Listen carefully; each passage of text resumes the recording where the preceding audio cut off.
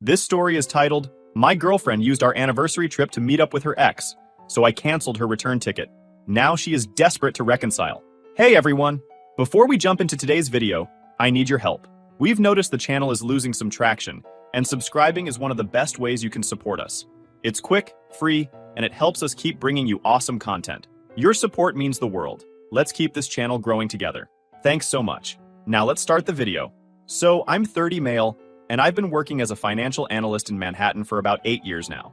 It's not the most glamorous job, but it pays well, and I've always been the kind of guy who enjoys treating the people I care about. For the past 3 years, I was dating Vanessa. She's 28, gorgeous, and had this whole vibe of being effortlessly cool and trendy. When we first met, she told me she was working on becoming a fashion influencer, and I was honestly impressed by her ambition. When we started dating, her following on Instagram was tiny, barely over 3,000. She posted a mix of selfies, random outfit shots, and a lot of quotes about chasing dreams. She'd talk about how one day she'd get noticed and work with big brands, but she also made it clear she was struggling to get her foot in the door. I liked her energy though. She had this way of talking about her goals that made you want to root for her. And well, I wanted to help. I wasn't trying to be some savior or anything, but I figured if I had the means to make her life easier, why not? At first, it was little things, taking her out for nice dinners, helping her pick out clothes for her posts, or surprising her with gifts like accessories she mentioned wanting but couldn't afford. She'd always get so excited, saying things like, "Oh my god, this is perfect for a shoot." Watching her light up like that felt good. But as time went on, those little things started turning into bigger things. She wanted to upgrade her wardrobe to include designer pieces. "If I want brands to notice me, I have to show I understand the aesthetic," she'd say. And I thought, yeah, that makes sense. So, I started buying her the occasional luxury bag or outfit. Then it became more than occasional. It didn't stop there. Soon, she wanted better pictures for her feed. Not just the ones I was taking on my phone when we were out. "Professionals will make a huge difference," she said. So I paid for a few photo sessions with local photographers. Then she needed to travel because influencers who work with brands are always at cool locations. So I covered a couple of trips. I told myself it was just an investment in her future. And ours, by extension. At least that's what I thought at the time. To be fair, Vanessa wasn't entirely ungrateful. She'd always thank me with a big smile or post something sweet on Instagram about how lucky she was to have someone who believed in her. But after a while, the gratitude started to feel routine. Like she'd just check it off the list before moving on to whatever she wanted next. And honestly, I didn't really mind at first. I cared about her, and I wanted her to succeed. But over time, it became clear she wasn't just relying on me, she was expecting it. The turning point for me came during a trip to LA about a year ago. I had paid for her flight and hotel because she was convinced this trip was going to be the one, where she'd network with people who could launch her career. Instead, she spent the entire time taking selfies, shopping, and lounging by the pool. No networking, no meetings, no effort to actually make connection. When I gently brought it up, she brushed me off, saying, "You don't understand how this works. It's about building an image first." It was the first time I thought, am I being used? But I pushed the thought aside because, honestly, I am financially safe. I figured she was just trying to find her way and needed time to figure things out. Besides, we were still happy together, or so I thought. Fast forward to our 3rd anniversary. I wanted to make it special, something we'd both remember. So, I planned a luxury getaway to Montauk. I went all out, booked a gorgeous suite with ocean views, reserved tables at the best restaurants, and even planned a couple of activities I thought she'd enjoy, like a sunset cruise. When I showed her the plans, I expected her to be over the moon, but her reaction wasn't what I thought it would be. "Montauk is nice," she said, hesitating. "But there's this other coastal town I've been dying to visit. It's smaller, more unique. I've heard great things about the restaurants and shops there." Her tone was sweet, but something about it felt off. I mean, who turns their nose up at Montauk? I asked her why she wanted to go there specifically, and she just said, "I think it'll be more romantic. Plus, it's somewhere we haven't been before." She was so insistent, and I didn't want to ruin the moment by arguing, so I caved. After all, it wasn't like I was married to the idea of Montauk. If it made her happy, I was happy. Or at least, that's what I told myself. Looking back, that was the first real warning sign. Vanessa wasn't just being particular about where we went. She had an agenda. I just didn't realize it yet. The trip started out great. On the surface, at least. We arrived at this cute coastal town Vanessa had picked, and she seemed thrilled. As soon as we checked into the hotel, she was all over the place, snapping photos of the room, the view, even the complimentary chocolates on the pillow. She kept saying, "This is going to get so many likes," and I'd laugh along, not realizing how much that summed up her priorities. The first day was pretty chill. We went to the beach, had some great seafood for lunch, and explored a couple of local shops. Vanessa was glowing, and I couldn't help but feel like maybe I'd done the right thing by letting her pick the destination. I mean, her happiness was worth it, right? That's what I kept telling myself. But by dinner, things started to feel a little off. We were sitting at this cozy little Italian place, and out of nowhere, Vanessa brought up marriage. You know, she started, twirling her fork around her pasta, we've been together for 3 years now. That's a long time. I nodded, not thinking much of it. Yeah, it has been, I said, smiling. It feels like it's flown by. She smiled back, but in this way that felt a little too calculated. Don't you think it's time we start talking about the future? About, settling down? I froze for a second because this wasn't a conversation I was expecting on this trip. Don't get me wrong, I wasn't against the idea of marriage, but we'd never seriously talked about it before, and her timing felt strange. I mean, it's definitely something to think about, I replied cautiously. But are you sure this is something you want to bring up now? Vanessa laughed lightly, but it didn't quite reach her eyes. Why not? It's a romantic trip. Perfect time to talk about what's next for us. I shrugged, trying to play it cool. Fair enough. What exactly do you mean by what's next? She leaned in, her tone shifting. Well, it just makes sense to start planning for marriage, doesn't it? It's the next step. And if we got married, things like finances would be so much easier. We'd share everything. No more keeping things separate.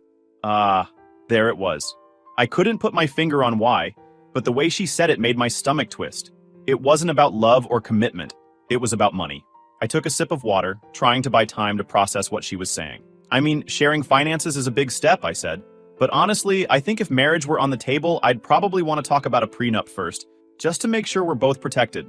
Vanessa's face changed instantly. She put her fork down and stared at me like I'd just insulted her entire family. A prenup? She repeated, her voice sharp. Why would you even think about something like that? Her reaction caught me off guard. It's not about mistrust, I said quickly, trying to smooth things over. It's just a practical step. It protects both people, you know? She laughed, but it wasn't the kind of laugh I was used to from her. It was cold, dismissive. Wow, I didn't realize you thought I'd try to take advantage of you. That's not what I said, I replied, feeling a little defensive. I just think it's smart to have everything clear from the beginning. It doesn't mean I don't trust you. The next day, things were tense. Vanessa acted like nothing was wrong, at least on the surface. She posted pictures of her breakfast on Instagram with captions about vacation bliss, and talked about what she wanted to do that day. But there was this underlying frostiness in the way she interacted with me. She wasn't outright rude or mean, but she wasn't as affectionate as she usually was. It was like she was punishing me for the prenup conversation without actually saying anything. Still, I tried to shake it off.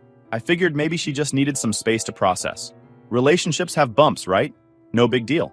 I decided to focus on making the day fun and relaxed. We spent the morning wandering around the town, stopping in little boutiques and taking in the sights. Vanessa seemed to warm up a bit, but every now and then she'd drop a comment that made me pause. This town is so charming, she said at one point. It's the kind of place I'd love to come back to, maybe with someone who sees the value in it. I blinked. What does that mean? She waved me off with a laugh. Nothing. I'm just saying it's romantic, that's all. Little remarks like that kept popping up throughout the day. I told myself I was overthinking things, but part of me couldn't shake the feeling that something was wrong. It wasn't just the comments or the lingering tension from dinner. It was her overall vibe. She seemed distracted, like her mind was somewhere else. Deep down, I knew this wasn't just casual talk for her. She wasn't pushing for marriage because she was in love. She was pushing for it because she saw it as a way to lock in access to my life, my finances, and everything else that came with being with me. By the time we went to bed, I couldn't shake the feeling that the woman I thought I knew wasn't the same person sitting next to me. The third morning of the trip started like any other. Vanessa was scrolling on her phone while lying in bed, completely absorbed in whatever influencer content she was consuming. I got up and ordered room service for breakfast, figuring we'd have a relaxing morning before heading out to explore more of the town. While we were eating, she suddenly perked up.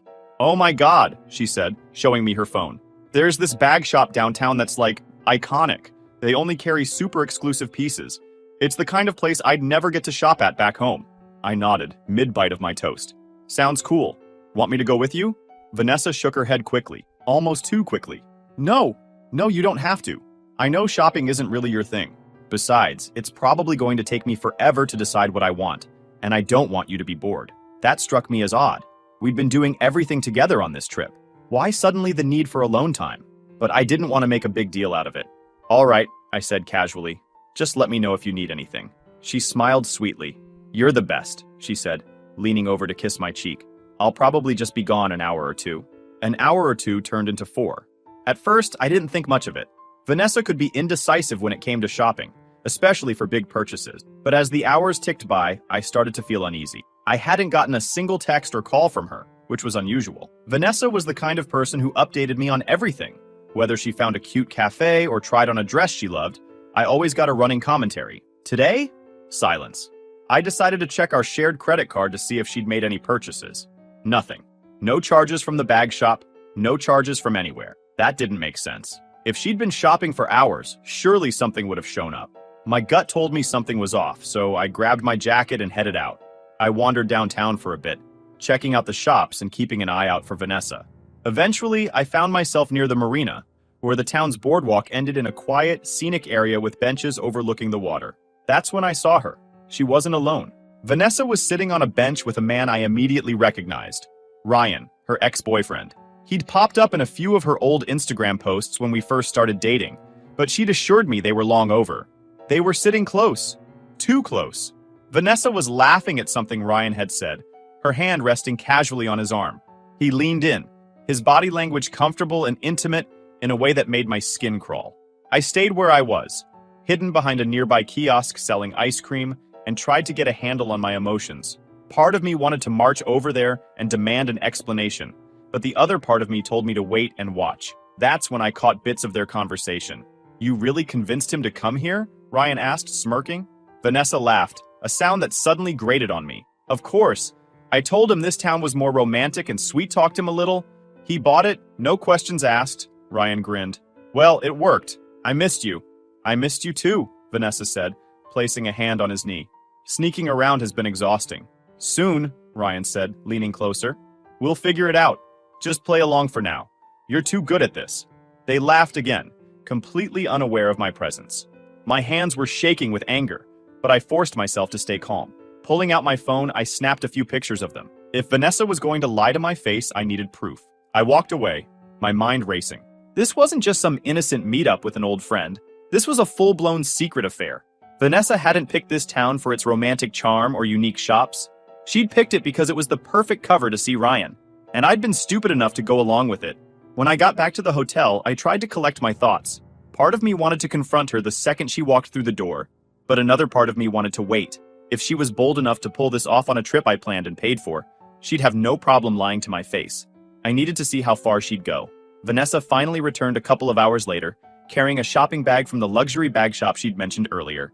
Hey, she said brightly, as if nothing was wrong. I found the most perfect bag. You're going to love it. I forced a smile, keeping my tone neutral. Looks like you had a good time. How much was it? Oh, I used cash, she said quickly, avoiding eye contact. That was an obvious lie. Vanessa never carried cash, and I'd already checked the credit card. There were no charges from the bag shop. Ryan must have paid for the bag. The thought made my stomach churn, but I kept my composure. And the marina? I asked casually. Her smile faltered for a split second before she recovered. What marina? Oh, I didn't go near the water. I was at the bag shop the whole time. I nodded, pretending to believe her. Got it. Sounds like a productive day. She beamed, completely oblivious to the edge in my voice. It was. Thanks for letting me do my thing. I can't wait to show you the bag. I didn't say much after that. Vanessa went about her evening as if nothing had happened, showing me the bag and talking about what she wanted to do the next day. I listened, nodding at the right moments, but inside I was seething. The woman I thought I loved had not only betrayed me, but had the audacity to use my money and my trust to pull it off. By the time she fell asleep, I'd already started planning how I was going to handle this. Vanessa thought she was in control, but she was about to find out just how wrong she was. That night, I kept replaying everything I'd seen and heard earlier at the marina. Vanessa's laugh, the way she leaned into Ryan, their disgusting little inside jokes about how clueless I was, it all kept looping in my head. The betrayal was bad enough, but the fact that she thought I was stupid enough to fall for it, that made it so much worse. When I finally dragged myself out of bed in the morning, Vanessa was already up. She was lounging in one of the hotel's fluffy robes, scrolling through her phone. She glanced up and gave me this bright, innocent smile like nothing had happened. Morning, babe. Did you sleep okay? I wanted to call her out right then and there, but I didn't. Not yet. Yeah, I guess, I said, keeping my tone neutral. What about you? Like a baby, she said. stretching dramatically. I needed that. Yesterday was exhausting. I nodded and poured myself some coffee, pretending to focus on my cup while she rambled on about how much she loved the hotel. I was thinking, she said, flipping her phone around to show me a picture of a local restaurant. We could grab lunch here today. It's super cute, and I heard the food is amazing. Sure, I said, barely looking at the screen. My mind was already elsewhere. I needed to test her, to see how deep her lies would go. So, what did you end up doing yesterday? I asked casually, sitting down across from her. You were gone for a while. Vanessa didn't even flinch. Oh, just shopping, she said, waving a hand. That bag shop was incredible. I spent forever deciding which one to get. She was so smooth, so confident in her lies. It was almost impressive, really. But I wasn't done. Interesting, I said, leaning back in my chair. I thought I saw you near the marina yesterday. Her smile faltered, just a bit. The marina? Oh no, that wasn't me. I didn't go anywhere near the water. Must have been someone else then, I said with a shrug, sipping my coffee. I could feel her watching me, trying to gauge if I was onto her. I kept my expression neutral, giving nothing away.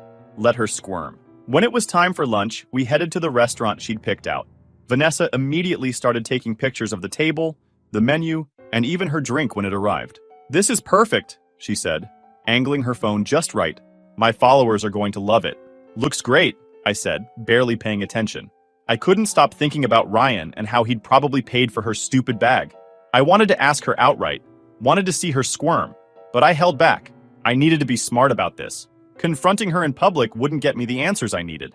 When the food came, Vanessa barely touched hers. She was too busy snapping photos and scrolling through her phone.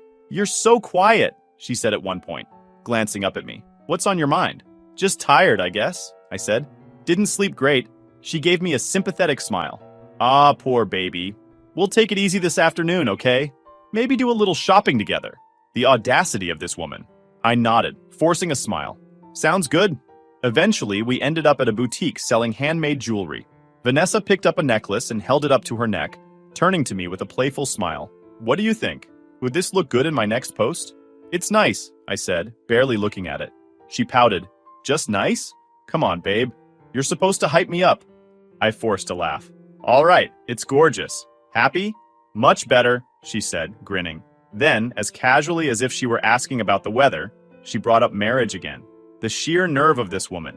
She'd been sneaking around with her ex, lying to my face, and now she was talking about marriage? I felt like I was in the Twilight Zone. I mean, it's something to think about, I said carefully. But I don't think we need to rush into anything. Vanessa didn't look pleased with that answer, but she didn't push. I guess, she said, her tone clipped. But eventually, right? Eventually, I said, hoping that would end the conversation. The morning of our departure started early. I slipped out of bed quietly and grabbed my phone, checking the photos I'd taken at the marina. Every time I looked at them, I felt a mix of anger and satisfaction.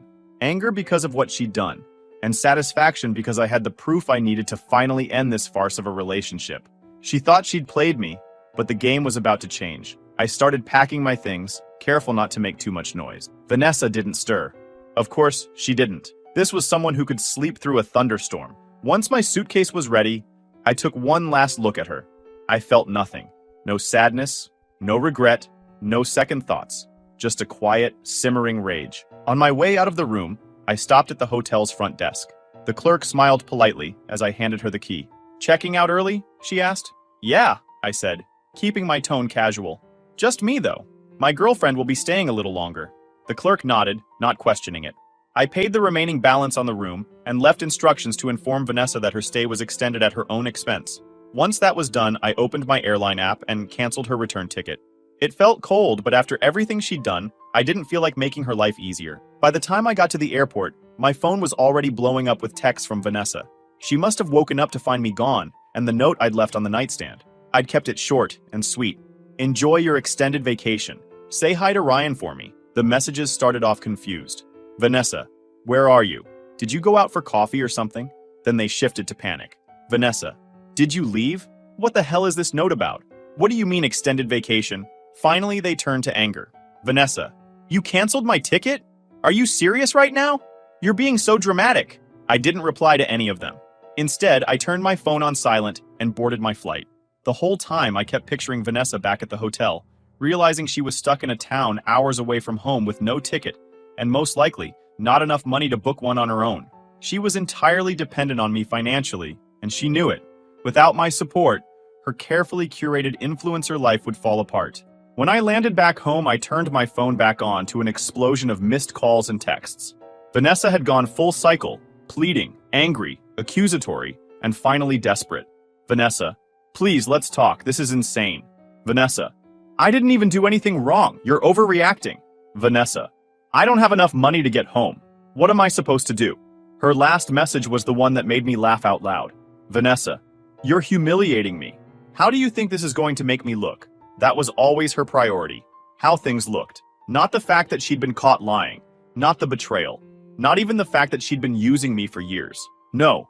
Her biggest concern was her image. Classic Vanessa. I didn't reply. I didn't feel the need to explain myself or give her any closure. She'd made her choices, and now she had to live with them. I felt a sense of peace. I wasn't angry anymore. I wasn't sad. I was just done. The next few days were quiet. I blocked Vanessa's number and deleted her from all my social media. A few mutual friends reached out, asking what had happened.